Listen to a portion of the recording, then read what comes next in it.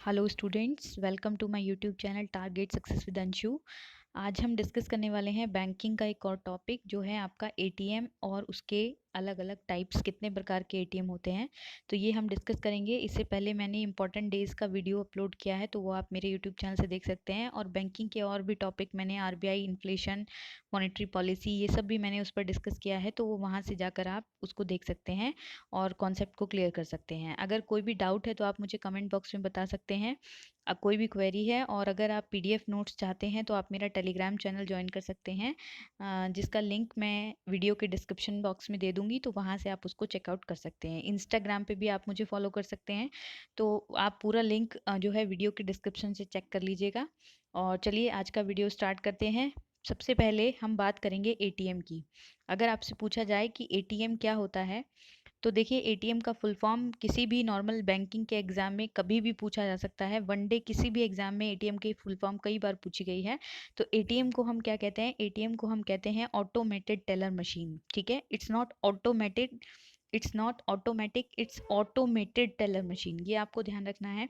तो अगर इसकी डेफिनेशन की बात करूं तो वैसे तो आप लोग जानते ही हैं, लेकिन नॉर्मल डेफिनेशन क्या है? It is an electronic cash point. ये एक इलेक्ट्रॉनिक कैश पॉइंट होता है और एक टेली कम्युनिकेशन डिवाइस है that enable customers of financial institution. जो अलग अलग फाइनेंशियल इंस्टीट्यूशन के जो कस्टमर्स हैं उनको क्या करता है? टू परफॉर्म फाइनेंशियल ट्रांजेक्शन्स, अलग अलग फाइनेंशियल ट्रांजेक्शन परफॉर्म करने में उनकी हेल्प करता है। जैसे कि आप कैश विड्रॉल करते हैं, डिपॉजिट्स करते हैं, फंड ट्रांसफ़र करते हैं और अकाउंट इन्फॉर्मेशन आप अपनी निकालते हैं। जैसे आप देखते हैं कि मिनी स्टेटमेंट आपको निकालना होता है, तो आप वो चेक कर सकते हैं, या आप अपने अकाउंट का बैलेंस चेक कर सकते हैं। तो ये सारी चीज़ें आप यहाँ पर अकाउंट की इन्फॉर्मेशन भी एटीएम से चेक कर सकते हैं।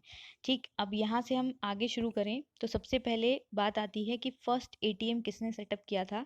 तो ये क्वेश्चन कई बार एग्जाम में पूछा गया है। First ATM was set up in 1987 by HSBC. कौन से बैंक ने शुरू किया था? एचएसबीसी ने। और पहला एटीएम इन्होंने कहाँ पर लगाया था? मुंबई में लगाया था।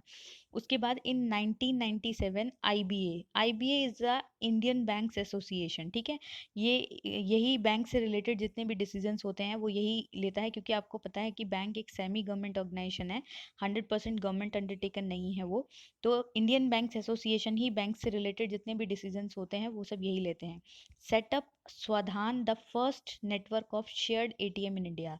तो इंडियन बैंक एसोसिएशन ने 1997 में सबसे पहली बार एक शेयर्ड नेटवर्क जो एटीएम का, जिससे हम एटीएम को शेयर कर सकते हैं, यानी कि किसी दूसरे एटीएम को किसी दूसरे एटीएम से कनेक्ट करें, या हम बोलें कि एक एटीएम, किसी भी एक कार्ड के एटीएम से आप किसी दूसरे बैंक के एटीएम से किसी दूसरे बैंक के एटीएम से जाकर आप पैसा निकाल सकते हैं। तो वो जो सबसे पहला नेटवर्क इस्टेब्लिश हुआ था 1997 में, इंडियन बैंक एसोसिएशन ने किया था, जिसका नाम क्या था? स्वधान था। ठीक, नेक्स्ट हमारे पास क्या है? इन 2003, उसके बाद क्या हुआ? इन 2003 आईडीआरबीटी, ये एक इंस्टीट्यूट है जिसको हम कहते हैं institute for development and research in banking technology, और इसका एस्टेब्लिशमेंट 1996 में हुआ था। और इसका हेडक्वार्टर आपको कहाँ पर मिलेगा? हैदराबाद में मिलेगा। इसका हेडक्वार्टर कहाँ पर है आपका? हैदराबाद में।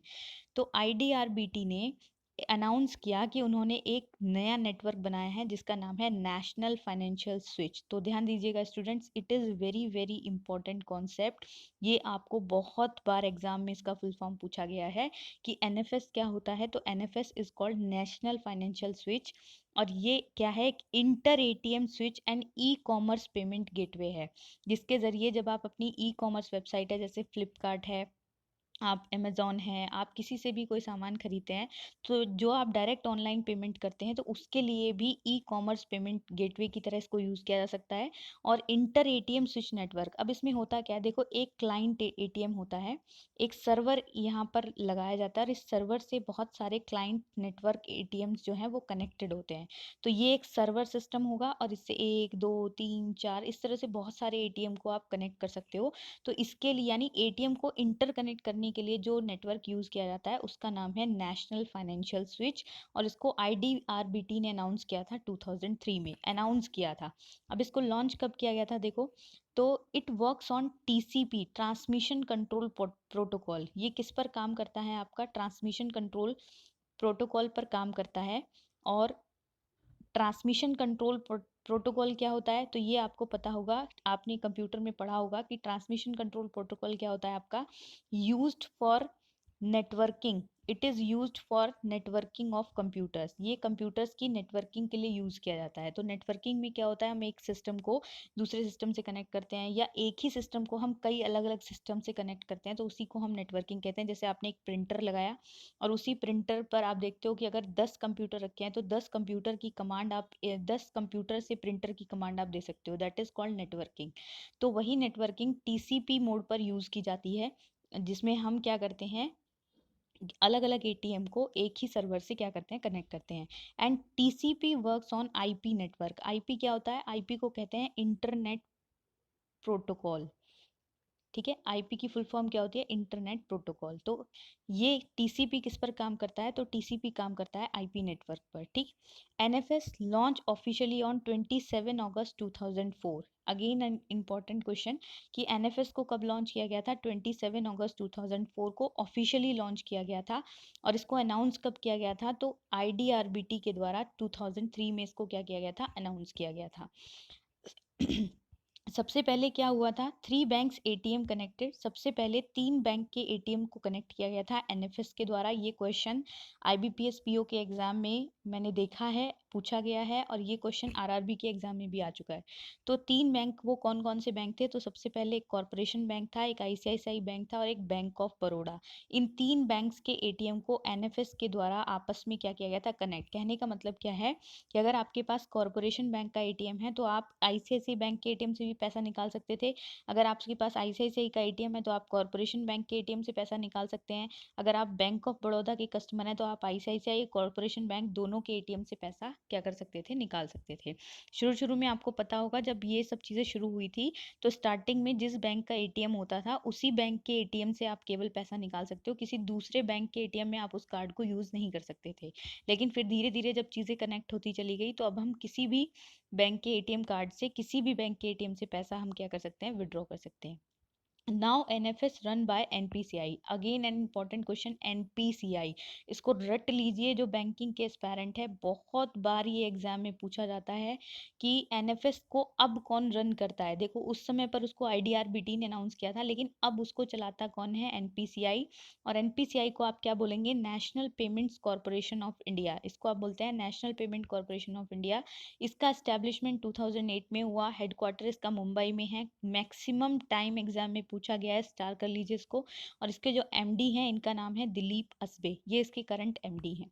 तो एनपीसीआई ने ही हमारे कंट्री में एनपीसीआई एक ऑर्गेनाइजेशन है जिसने बेसिकली कई सारे पेमेंट नेटवर्क्स को बनाया है। जैसे आप यूपीआई की बात करें, यूनिफाइड पेमेंट इंटरफेस, आप आईएमपीएस की बात करें, इमीडिएट मोबाइल पेमेंट सर्विस, या आप बात करें भीम ऐप की जिसको हम कहते हैं भारत इंटरफेस फॉर मनी, या आप बात करते हैं इसके अलावा जो हम यूज़ करते हैं गूगल पे वगैरह, तो वो भी सब किस पर काम करते हैं, यूपीआई सिस्टम पर काम करते हैं। तो अगर हम भीम की बात करें, और सबसे इम्पोर्टेंट हमारे कंट्री का जो रुपे कार्ड है, यानी कि इसको बनाने वाली ऑर्गेनाइजेशन का नाम भी क्या है, एनपीसीआई। और ये एग्जाम में पूछा जा चुका है गाइस, तो इसको ध्यान रखिए। तो कितने पेमेंट गेटवे हमारे पास हो गए, अगर हम बात करें भीम ऐप की, that is also developed by किसके द्वारा, जो भीम ऐप था आपका, वो भी किसके द्वारा बनाया गया है, एनपीसीआई के द्वारा। आप अगर बात करें यूपीआई की, that is also established by NPCI. अगर आप बात करें आईएमपीएस की, that is also established by NPCI. तो एनपीसीआई एक नॉन प्रॉफिट ऑर्गेनाइजेशन है जिसको कई सारे कमर्शियल बैंक्स ने मिलकर क्या किया है, एस्टेब्लिश किया है। तो ये आप ध्यान रखेंगे।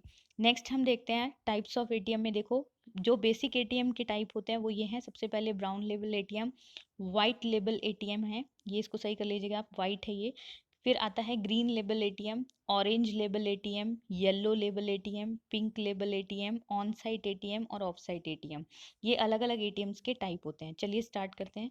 सबसे पहले बात करें ब्राउन लेबल एटीएम की, तो देखो ब्राउन लेबल एटीएम को ओन और मेंटेन, यानी कि उसको ओन करता है और उसको मेंटेन करता है कौन, सर्विस प्रोवाइडर, जो आपको क्या प्रोवाइड कर रहा है, सर्विस प्रोवाइड कर रहा है, ठीक। और उसका कैश मैनेजमेंट और नेटवर्क कनेक्टिविटी ये किसके द्वारा मेंटेन की जाती है, by the bank whose logo carry on ATM? This is very very important question.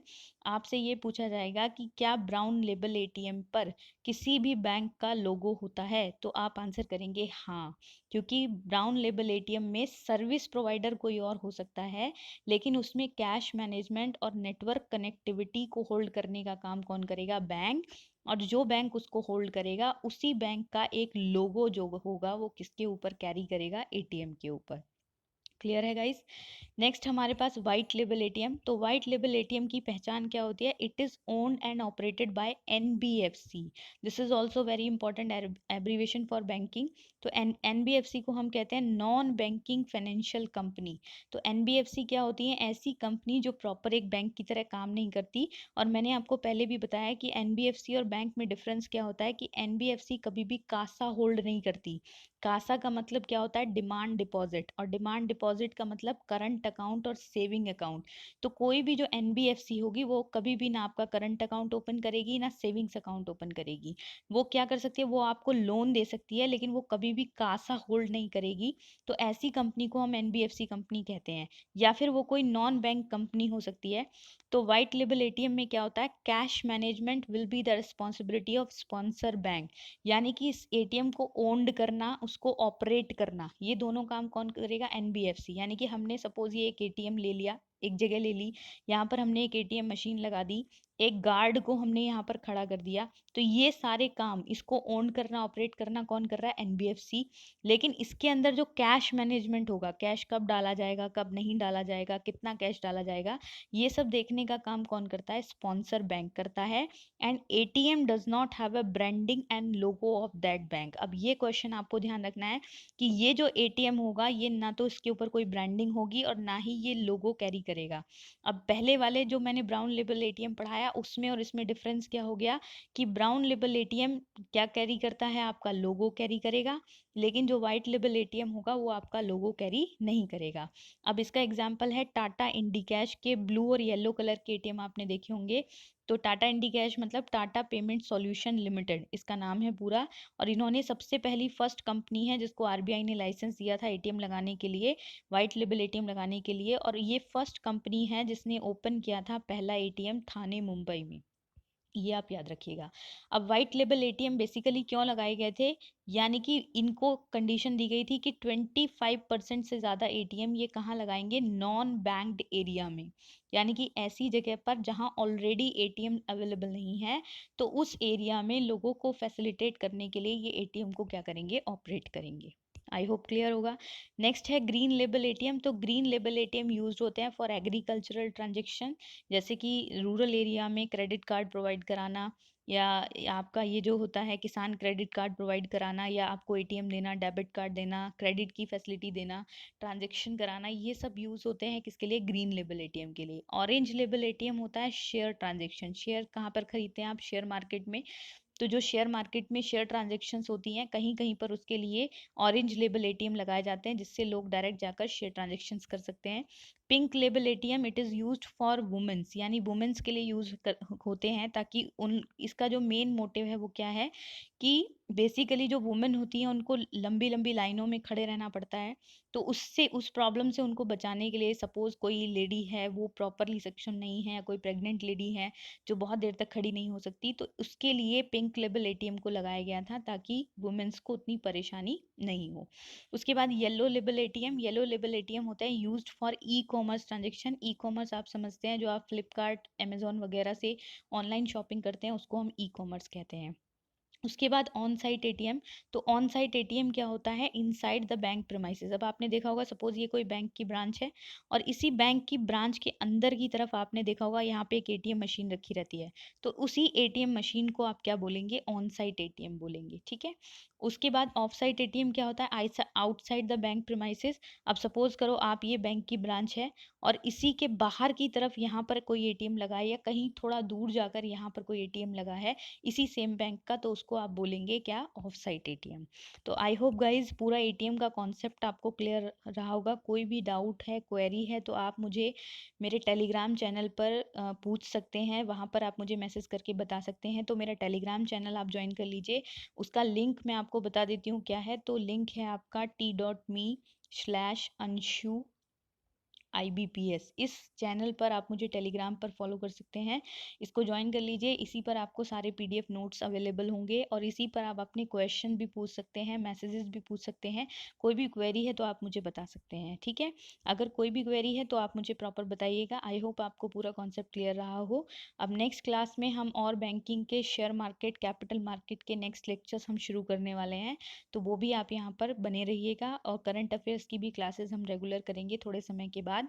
तो आई होप सब कुछ ठीक हो और आप अच्छे से प्रिपेयर करते रहिए। और अगर आपको वीडियोस अच्छे लगते हैं तो प्लीज़ उसको लाइक, शेयर और सब्सक्राइब करिए। आई होप सब कुछ आपको ठीक लगे। अगर कोई भी क्वेरी या कमी है तो आप मुझे बता सकते हैं। Thank you so much guys.